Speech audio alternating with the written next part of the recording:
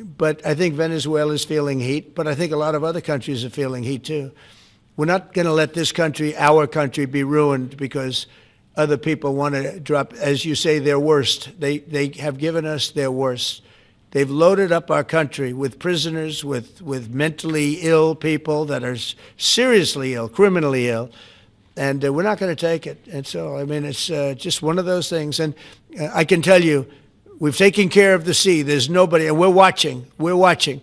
And if we see it, we'll save it. Yeah, please. On the ships, though, sir, there are Republicans and Democrats up on the Hill concerned that in the briefings they've gotten about those attacks, they're not necessarily getting information about who was on them and what exactly was on those ships. Can you ensure that? But they are given information that they were loaded up with drugs, and that's the thing that matters.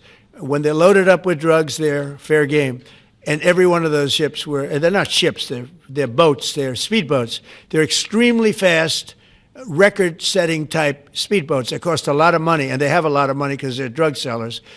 But they know one thing, and they all have the same thing in common. There's drug dust. They call it drug dust. They call it fentanyl dust all over the boat after those bombs go off. And you can take along. Attack them, though, that they're a We know before. We know when they go out. We know we have much information about each boat that goes out. Deep, strong information. Yeah, please. Sir, you're going to have Vladimir Zelenskiy here this week. What is your message at this stage of the war for him? And shy of tomahawks, to who is that? For Zelensky. Yeah. And shy of tomahawks for Ukraine. Are you considering other options, and will you speak with Vladimir Putin about No, we're looking at other options. We are. President Zelenskyy's coming in. I'm not a fan of the war. I'm not a fan of the way it started. It should have never happened. It wouldn't have started if I were president. The election was rigged. And because of that, we lost a lot of lives have been lost because of that war. Not American lives, but if I can save a lot of lives, that's why I'm in it. I want to save lives.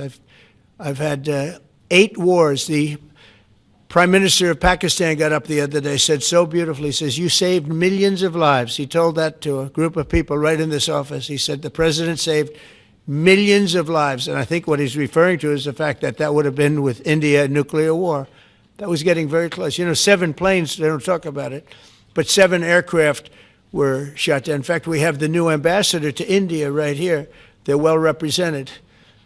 You better represent us, not them, okay?